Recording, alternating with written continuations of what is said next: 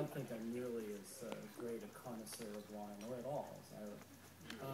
Ira was 2 years older than I am, so unlike Larry, I saw him as somewhat older, but not enormously older. Except that we did not live in Pittsburgh. My family moved away when I was 3 years old. We were back there for a few years when I was in junior high, and then we moved away again. Plus, like Larry, we lived in the South Hills, which my grandfather referred to as Eckveld. It's the only word of Yiddish I use constantly. It's such an expressive term. But, so I remember Ira as sort of a staccato experience. I saw him a lot over the years, but it was never for more than a few days or a week or more at a time, generally speaking. And so I was thinking about Ira and myself as children. I was thinking that Ira was, yes, he was very aggressive at times. He had opinions.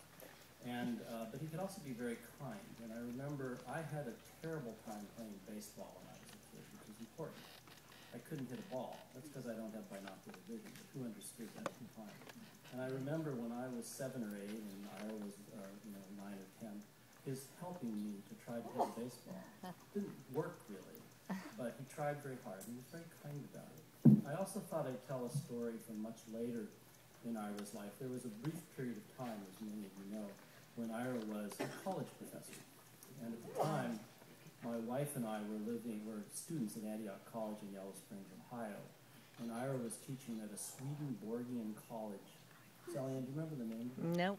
Anyway, nearby. I don't think Ira was really cut out to be a professor. But in any case, Sally Ann one day found a kitten half frozen into a mud puddle early in the winter. And we didn't know what to do with it because you weren't allowed to have them in the dorms. And so Sally Ann approached Ira, who really only lived, 20, 30 miles away at the time, and said, "Would you like this kitten?" And he said, "Not really." And that kitten became the fabled Puss, who lived for another, 20, 30, 40 years. I really wish she had allowed the kitten to freeze because I'm allergic to cats. And the result of that is I was never actually able ever after to actually stay in a house that Ira was living in.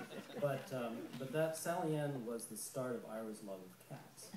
There in that frozen mud puddle in Yellow Springs, Ohio.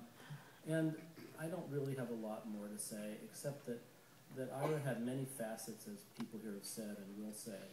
And I was thinking a lot on the way up here from Los Angeles about, what to say. And I was thinking, your life is really a fabric made up of many threads of people.